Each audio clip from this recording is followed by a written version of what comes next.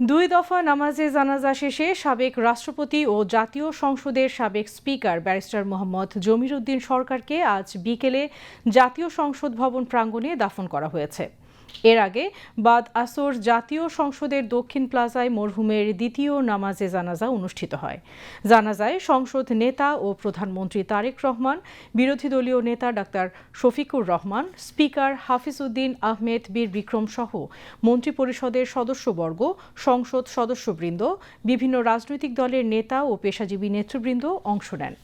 জানাজা শেষে প্রধানমন্ত্রী তারেক রহমান ও জাতীয় সংসদের স্পিকার হাফিজ উদ্দিন আহমেদ বীর বিক্রম সহ পুষ্পস্তবক অর্পণ করে মরহুমের প্রতি শ্রদ্ধা জানান। এর আগে বাদ জোহর রাজধানীর ধানমন্ডির তাকওয়া মসজিদে তাঁর প্রথম নামাজে জানাজা অনুষ্ঠিত হয়। আজ ভোরে ঢাকার একটি হাসপাতালে ইন্তেকাল করেন সাবেক স্পিকার ব্যারিস্টার মোহাম্মদ জমির উদ্দিন সরকার। বিএনপির একজন প্রতিষ্ঠাতা নেতা ব্যারিস্টার জমির উদ্দিন সরকার গণপূর্ত প্রতিমন্ত্রী, পররাষ্ট্র প্রতিমন্ত্রী, ভূমি প্রতিমন্ত্রী, শিক্ষামন্ত্রী, আইনমন্ত্রী হিসেবেও বিভিন্ন সময় দায়িত্ব পালন করেছেন।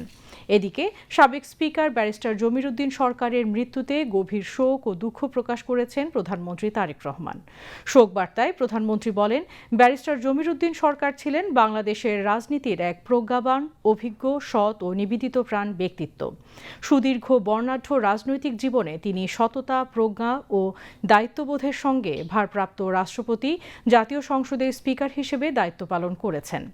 প্রধানমন্ত্রী বলেন, গণতান্ত্রিক প্রতিষ্ঠানকে সুসংহত করা, সংসদীয় সংস্কৃতির বিকাশ এবং জনকল্যাণমূলক রাষ্ট্র পরিচালনায় তাঁর অবদান জাতি গভীর শ্রদ্ধার সঙ্গে স্মরণ করবে।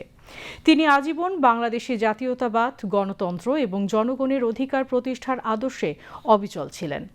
দলের দীর্ঘ সংগ্রাম, প্রতিকূলতা ও দুঃসময়ের কোনো পর্যায়ে কখনো কোনো পরিস্থিতিতেই তিনি আদর্শচ্যুত হননি। রাজনৈতিক দমন, পীড়ন, নিপীড়ন ও নানা প্রতিকূলতার মধ্যেও তিনি নিষ্ঠা, প্রজ্ঞা ও দৃঢ়তার সঙ্গে দলীয় জাতীয়তাবাদী আদর্শকে সমুন্নত রেখেছেন।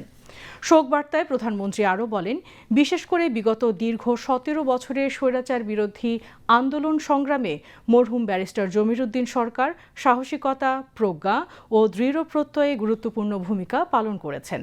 এছাড়া সাবেক স্পিকার ব্যারিস্টার জমির উদ্দিন সরকারের মৃত্যুতে গভীর শোক ও দুঃখ প্রকাশ করেছেন জাতীয় সংসদের স্পিকার হাফিজ Uddin Ahmed Bir Bikram, deputy speaker barrister Kaiser Kamal, তথ্য ও সম্প্রচার মন্ত্রী জহির উদ্দিন স্বপন এবং তথ্য ও সম্প্রচার প্রতিমন্ত্রী ইয়াসের খান চৌধুরী।